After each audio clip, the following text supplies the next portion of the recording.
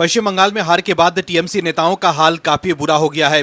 ममता बनर्जी से लेकर अभिषेक बनर्जी, सयोनी घोष और महुआ मोइत्रा जैसे नेताओं की आफत बढ़ गई है। जो पुलिस पहले ममता बनर्जी और अभिषेक बनर्जी को सलाम ठोकती थी, अब उनके घरों पर छापे मार रही है और टीएमसी के नेताओं के काले कारनामे बाहर ला रही है। तो वहीं टीएमसी नेताओं के अवैध दफ्तरों पर बुलडोजर एक्शन भी जारी है। वहीं भवानीपुर की बेनी नंदन स्ट्रीट के एक निवासी ने बुधवार को भवानीपुर पुलिस स्टेशन में टीएमसी महासचिव और डायमंड हार्बर के सांसद अभिषेक बनर्जी के खिलाफ शिकायत दर्ज करवाई है। शिकायत में आरोप लगाया गया है कि अभिषेक बनर्जी ने कथित तौर पर गुजराती समुदाय के खिलाफ नफरत फैलाई है। शिकायतकर्ता अर्नब कांति दास ने 2 मई को अभिषेक बनर्जी के एक्स हैंडल पर किए गए एक पोस्ट का जिक्र करते हुए कहा कि बंगाल विधानसभा चुनाव के नतीजे घोषित होने से 2 दिन पहले किए गए इस पोस्ट में सांसद अभिषेक बनर्जी ने अपनी शक्ति और पद का दुरुपयोग करते हुए सोशल मीडिया पर भारत संघ को चुनौती दी थी। अभिषेक बनर्जी ने एक्स पर लिखा था कि तुम्हारे बांग्ला विरोधी गुजराती गैंग और उनके प्यादे ज्ञानेश कुमार के लिए मेरे डायमंड हार्बर मॉडल को जरा सा भी नुकसान पहुंचाने के लिए 10 जन भी कम पड़ जाएंगे। तुम्हारे पास जो कुछ भी है सब ले आओ, मैं पूरे भारत संघ को चुनौती देता हूं, फालता आओ। अपने सबसे ताकतवर लोगों को भेजो, दिल्ली से किसी गॉडफादर को भेजो, अगर तुम में हिम्मत है तो फालता से चुनाव लड़ो। लेकिन अब अभिषेक बनर्जी के दावों की हवा निकल चुकी है। बीजेपी के किसी भी नेता को फालता जाने की जरूरत भी नहीं पड़ी और अभिषेक बनर्जी के खास जहांगीर खान ने सरेंडर कर भाग गया। वहीं जो अभिषेक बनर्जी सत्ता के नशे में चूर होकर बीजेपी के नेताओं को धमकी दे रहे थे, वो अब कुछ बोल नहीं पा रहे हैं। वहीं पश्चिम बंगाल के विधानसभा चुनाव 2026 में घुसपैठ का मुद्दा सबसे बड़ा चुनावी हथियार बनकर उभरा। बीजेपी ने पूरे चुनाव में लगातार बंगाल में बांग्लादेशी घुसपैठियों का मुद्दा उठाया, जबकि ममता बनर्जी और टीएमसी इसे पूरी तरह नकारती रही। उल्टा ममता बनर्जी ने पीएम मोदी और उनकी सरकार को घुसपैठिया घोषित कर दिया। लेकिन चुनावी नतीजों के बाद अब जमीन पर जो तस्वीर दिख रही है, उसने कई बड़े सवाल खड़े कर दिए हैं। शुवेंदु सरकार के बनते ही घुसपैठियों में खौफ का माहौल है, क्योंकि उनके खिलाफ डिटेक्ट, डिलीट और डिपोर्ट की नीति के तहत सख्त कार्रवाई की जा रही है। तो बंगाल से ऐसे ऐसे वीडियो सामने आने लगे जहां घुसपैठिए अपने देश वापस लौटते दिखाई दे रहे हैं। कई लोग बॉर्डर पर जाने का इंतजार कर रहे हैं, तो कहीं प्रशासन की कार्रवाई के डर से राज्य छोड़कर जा रहे हैं। वहीं अब सबसे बड़ा ये सवाल उठ रहा है कि जब ममता बनर्जी कहती थी कि बंगाल में घुसपैठिए हैं ही नहीं, तो आखिर ये लोग कौन हैं जो कार्रवाई शुरू होते ही दुम दबाकर भागते नजर आ रहे हैं। दर्शकों, सीएम शुवेंदु अधिकारी ने पुलिस को निर्देश दिया है कि घुसपैठियों को पकड़कर कोर्ट ले जाने की कोई जरूरत नहीं है, उन्हें सीधे सीमा पर बीएसएफ के हवाले कर दें, जिसके बाद बीएसएफ उन्हें बांग्लादेश को सौंप देगी, क्योंकि जेल में रखकर उन्हें फ्री का खाना खिलाने की कोई जरूरत नहीं है। वहीं घुसपैठियों के लिए हर जिले में डिटेंशन सेंटर भी बनाए जा रहे हैं, जिसके बाद घुसपैठियों में खौफ का माहौल है। यही वजह है कि बांग्लादेश बॉर्डर पर अपने देश लौटने के लिए घुसपैठियों की भीड़ नजर आ रही है। शुवेंदु सरकार की इस कार्रवाई के बाद बांग्लादेश के बॉर्डर इलाकों से जो तस्वीर सामने आई है, वो विपक्ष की आंखों को चुभने वाली है। उत्तर 24 परगना जिले के हकीमपुर चेक पोस्ट पर 100 से ज्यादा बांग्लादेशी परिवार अपने सामान के साथ बॉर्डर के पास जमा दिखाई दिए। वहीं बांग्लादेश में घुसपैठियों पर हो रही कार्रवाई से आप दर्शक खुश हैं तो कमेंट में यस और गुड सीएम शुवेंदु जरूर लिखें, ताकि विपक्ष को साफ संदेश जाए कि देश के लोग बीजेपी सरकार के फैसले से खुश हैं। इस खबर में आगे आपको बताएंगे सब कुछ डिटेल में कि कैसे टीएमसी नेताओं के कारनामे बाहर आ रहे हैं और कैसे टीएमसी की बढ़ गई है चिंता। तो बने रहिए हमारे साथ अंत तक और देखिए हमारी ये खास रिपोर्ट। साथ ही आप दर्शकों से विनम्र निवेदन है कि अगर अब तक आपने चैनल को सब्सक्राइब नहीं किया है तो अभी कर लीजिए, साथ ही बेल आइकॉन को भी दबाएं। दर्शकों, घुसपैठियों पर बंगाल में हो रही कार्रवाई के बीच एसआईआर पर सुप्रीम कोर्ट ने मुहर लगा दी है, जो कि टीएमसी और विपक्ष के लिए बड़ा झटका है, जो वोटर लिस्ट से हटाए गए नामों पर सवाल उठा रहे थे। वहीं केंद्र सरकार ने देश में आबादी के बदलते स्वरूप और अवैध घुसपैठ जैसे मामलों की जांच के लिए एक उच्च स्तरीय कमेटी बनाई है। गृह मंत्रालय ने इसकी घोषणा की है। सरकार का कहना है कि देश के कुछ हिस्सों में आबादी तेजी से बदल रही है और ये बदलाव सिर्फ जन्म और मृत्यु दर की वजह से नहीं हो रहे हैं। ऐसे में अब नक्सल मुक्त भारत करने के बाद अमित शाह अब घुसपैठिया मुक्त भारत बनाने की ओर कदम बढ़ा चुके हैं। वहीं सुप्रीम कोर्ट ने बुधवार को भारतीय चुनाव आयोग के उस फैसले को बरकरार रखा, जिसमें मतदाता सूची के विशेष गहन पुनरीक्षण यानी एसआईआर को लागू करने का निर्णय लिया गया था। वहीं सुप्रीम कोर्ट के इस फैसले के बाद बीजेपी के राष्ट्रीय प्रवक्ता सुधांशु त्रिवेदी ने एक प्रेस कॉन्फ्रेंस को संबोधित करते हुए इसे लोकतंत्र की संस्थाओं पर विपक्ष के हमलों की नाकामी के रूप में पेश किया। सुधांशु त्रिवेदी ने कहा कि आज सर्वोच्च न्यायालय ने एसआईआर यानी विशेष गहन पुनरीक्षण की प्रक्रिया को पुनर्त संविधान सम्मत घोषित कर दिया है। उन्होंने कहा कि बिहार और पश्चिम बंगाल के चुनाव में राजनीतिक दृष्टि से करारी हार मिलने के बाद अनर्गल बयानों और अफवाहों के बजाय जनता से किसी भी प्रकार का समर्थन न मिलने के पश्चात मुझे लगता है कि अब विपक्ष खासकर कांग्रेस पार्टी नैतिक और संवैधानिक दोनों मोर्चों पर पूरी तरह से पराजित हो चुकी है। वहीं असम विधानसभा ने बुधवार को भारी हंगामे के बीच यूसीसी बिल पास कर दिया। उत्तराखंड और गुजरात के बाद ये ऐतिहासिक कानून लाने वाला देश का तीसरा राज्य बन गया है। टीएमसी के नेताओं के खिलाफ लगातार कार्यवाही हो रही है। अभिषेक बनर्जी के खिलाफ कार्यवाही शुरू हो गई है, तो वहीं महुआ मोइत्रा के खिलाफ एफआईआर दर्ज हो चुकी है। वहीं सायोनी घोष पर हिंदुओं की भावनाओं को ठेस पहुंचाने को लेकर कार्यवाही की मांग की जा रही है। दर्शकों, पश्चिम बंगाल में विधानसभा चुनाव हारने के बाद से टीएमसी का बुरा हाल है। पार्टी के नेताओं के खिलाफ लगातार कार्यवाही हो रही है। अभिषेक बनर्जी के घर पर पुलिस छापा मार रही है। पार्टी में आपसी खींचतान से लेकर उनके 15 साल के कुकर्म सामने आ रहे हैं। इसी बीच बीजेपी सांसद सौमित्र खान ने दावा किया कि टीएमसी के 50 विधायक और 20 सांसद बीजेपी में जाने के लिए तैयार हैं। उन्होंने दावा किया कि ये विधायक और सांसद बीजेपी के संपर्क में हैं और दिल्ली में पार्टी नेतृत्व से मिलते ही इन्हें पार्टी में शामिल कर लिया जाएगा। सौमित्र खान ने कहा कि अगर दिल्ली में बीजेपी नेतृत्व एक बार भी कह दे तो टीएमसी का अस्तित्व ही नहीं बचेगा। सभी लोग पार्टी में शामिल होने को तैयार हैं। लगभग 50 विधायक पार्टी से नाखुश हैं और 20 सांसद पार्टी में शामिल होने के लिए तैयार हैं। वहीं अब सवाल है कि टीएमसी के जो 20 सांसद बीजेपी के संपर्क में हैं, क्या उनमें सायोनी घोष और महुआ मोइत्रा का भी नाम है? क्योंकि अब सायोनी घोष और महुआ मोइत्रा के तेवर नरम पड़ गए हैं। सायोनी घोष पहले हिंदुत्व का अपमान करती थी, लेकिन अब वो अपने आप को हिंदू घोषित करने में लगी हुई हैं। वहीं इसी बीच पश्चिम बंगाल में विधानसभा चुनाव हारने के बाद टीएमसी को एक और बड़ा झटका लगा है। पार्टी के वरिष्ठ नेता और सांसद काकोली घोष ने अपने सभी पदों से इस्तीफा दे दिया है। आपकी जानकारी के लिए बता दें कि काकोली दास पिछले कुछ दिनों से पार्टी से नाराज चल रही थी। बारासात की सांसद काकोली ने बंगाल टीएमसी अध्यक्ष सुब्रत बख्शी को लिखे एक पत्र में ये कहा कि वो गहरे मानसिक द्वंद्व और लंबे विचार विमर्श के बाद अपने पद से हट रही हैं।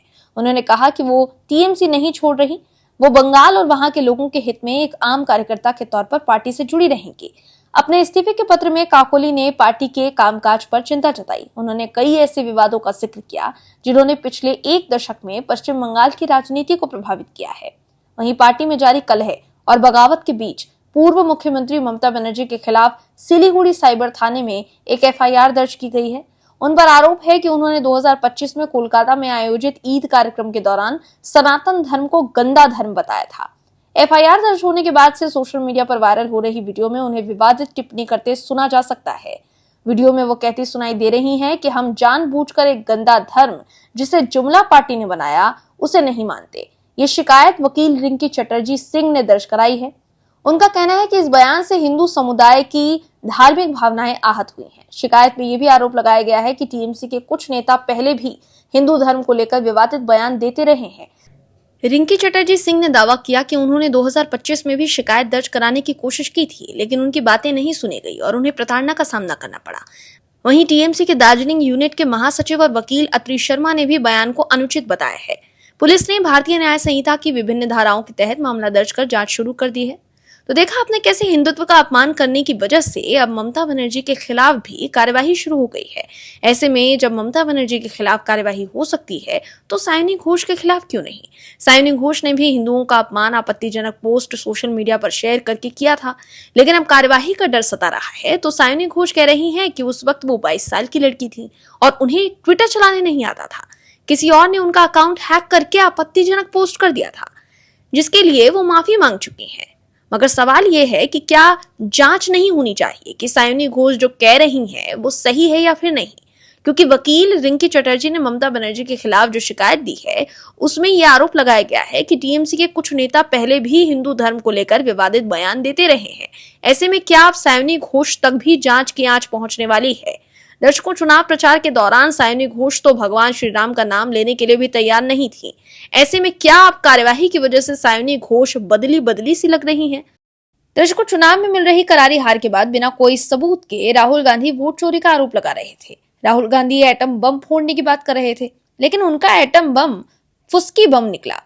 लेकिन जब राहुल गांधी ने वोट चोरी का आरोप लगाया था तो चुनाव आयोग ने उन्हें हलफनामा देने के लिए कहा था, मगर वो हलफनामा देने की हिम्मत नहीं जुटा पाए। वहीं बीजेपी ने चैलेंज दे दिया था कि अगर राहुल गांधी के पास वोट चोरी को लेकर सबूत है तो सुप्रीम कोर्ट जाएं, लेकिन राहुल गांधी सुप्रीम कोर्ट भी नहीं गए। अब साफ हो गया है कि राहुल गांधी सुप्रीम कोर्ट जाने से क्यों भाग रहे थे।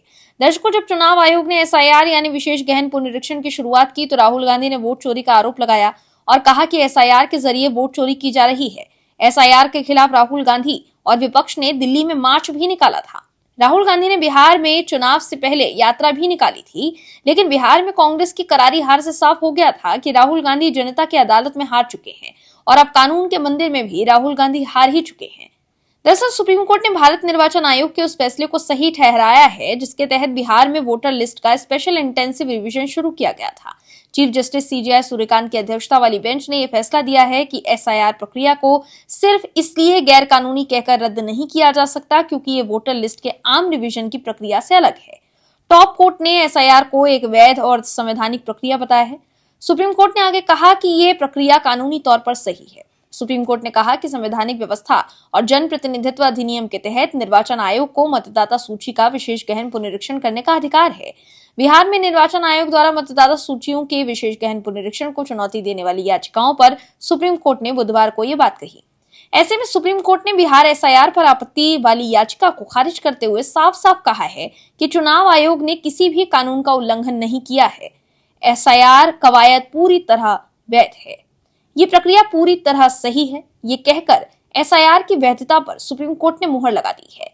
ऐसे में राहुल गांधी और विपक्ष के लोग जो एसआईआर पर आरोप लगा रहे थे और कह रहे थे कि एसआईआर लोकतंत्र पर प्रहार है, वो अब एक्सपोज हो गए हैं और एसआईआर को सही बताकर सुप्रीम कोर्ट ने राहुल गांधी और विपक्ष से ये मुद्दा भी छीन लिया है। ऐसे में अब राहुल गांधी के वोट चोरी के आरोप पर कोई भरोसा नहीं करेगा। विपक्ष की तरफ से कपिल सिब्बल और अभिषेक मनु सिंघवी जैसे बड़े वकीलों ने एसआईआर के खिलाफ खूब दलील दी, लेकिन उनकी दाल नहीं गली।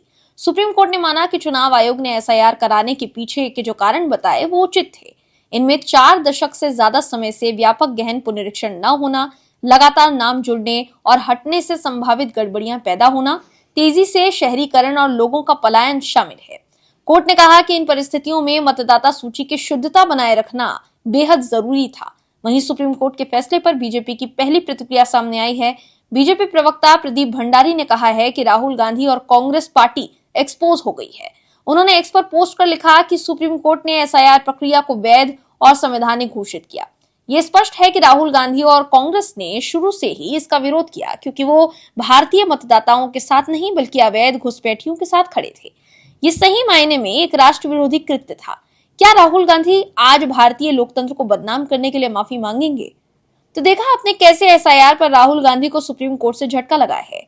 ऐसे में बिहार चुनाव में हार के बाद राहुल गांधी वोट चोरी का जो आरोप लगा रहे थे और एसआईआर पर सवाल उठा रहे थे, वो अब कुछ बोलने लायक नहीं रह गए हैं। दर्शकों, राहुल गांधी एक बार फिर मुश्किल में फंस गए हैं क्योंकि राहुल गांधी के खिलाफ रायबरेली सिविल कोर्ट में शिकायत दर्ज की गई है। शिकायतकर्ता शकील अहमद ने यह शिकायत 19-20 मई के उनके दौरे के दौरान पीएम नरेंद्र मोदी और गृह मंत्री अमित शाह के खिलाफ आपत्तिजनक टिप्पणियां करने के मामले में की गई है। इस मामले की अगली सुनवाई 15 जून को होगी। राहुल गांधी ने पीएम मोदी और गृह मंत्री अमित शाह को लेकर विवादित बयान दिया था। रायबरेली में एक कार्यक्रम को संबोधित करते हुए उन्होंने पीएम मोदी और अमित शाह को गद्दार बताया, जिसके बाद उनके भाषण का वीडियो सोशल मीडिया पर वायरल होने पर मामला सुर्खियों में आ गया। रिपोर्ट्स की माने तो राहुल गांधी ने अपने भाषण में कहा था कि पीएम मोदी और शाह संविधान पर हमला कर रहे हैं। उन्होंने दोनों नेताओं को गद्दार कहा। वहीं आरएसएस पर निशाना साधते हुए राहुल गांधी ने कहा था कि देश के संस्थानों को कमजोर किया जा रहा है। उन्होंने ये भी कहा था कि देश में आर्थिक तूफान आने वाला है और सरकार लोगों को बचा नहीं पाएगी। दर्शकों, राहुल गांधी सपना देख रहे हैं कि मोदी सरकार गिर जाएगी, लेकिन वो खुद फंस गए हैं। बीजेपी नेता शकील अहमद खान ने परिवाद दायर करते हुए थाना डी सदर कोतवाली और एसपी को राहुल गांधी के खिलाफ एफआईआर दर्ज करने का आदेश देने का मांग किया है। शकील अहमद खान ने बताया कि राहुल गांधी ने प्रतिशोध की भावना से देश के प्रधानमंत्री और गृह मंत्री को गद्दार कहा था। इससे उन्हें गहरा आहत पहुंचा है और उनकी मानहानि हुई है। आरोप लगाया गया कि राहुल गांधी ने भाजपा को भड़काने और देश का माहौल खराब करने के लिए ऐसी टिप्पणी की है। सार्वजनिक मंच से प्रधानमंत्री, गृह मंत्री और भाजपा की छवि खराब की गई है।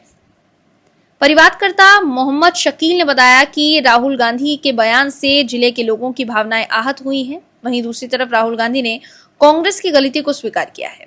हाल ही में कांग्रेस के दलित विभाग की बैठक की गई थी। वहीं इस बैठक में राहुल गांधी ने कहा कि 1980-90 के दशक में कांग्रेस दलित मुद्दों पर उदासीन हो गई थी। उन्होंने कहा कि ये कांग्रेस की बड़ी गलती थी। दलित कांग्रेस का परंपरागत वोटर था, लेकिन कांग्रेस की उदासीनता की वजह से इस कालखंड में उत्तर प्रदेश से पार्टी का लगभग सफाया हो गया। राहुल गांधी ने यह भी स्वीकार किया कि वही वो दौर था जब काशीराम ने बहुजन समाज पार्टी बनाकर दलित वोट बैंक को एकजुट किया। काशीराम के बाद मायावती ने बहुजन समाज पार्टी की राजनीति को दलित आंदोलन में तब्दील किया। साथ ही संदेश सियासत और सत्ता पर काबिज होने का रास्ता है। तो देखा आपने कैसे राहुल गांधी अपने गद्दार वाले बयान पर घिर गए हैं। उनके खिलाफ कार्यवाही के लिए शिकायत दी जा रही है। वहीं राहुल गांधी के अगले साल सरकार गिर जाएगी वाले बयान पर बीजेपी नेता गौरव भाटिया ने कहा है कि यदि राहुल गांधी का मकसद देश में अराजकता फैलाना है तो बीजेपी का संकल्प भारत को और मजबूत बनाने का है। Bureau report, OMH news. आप दर्शकों से विनम्र निवेदन है कि चैनल को सब्सक्राइब जरूर करें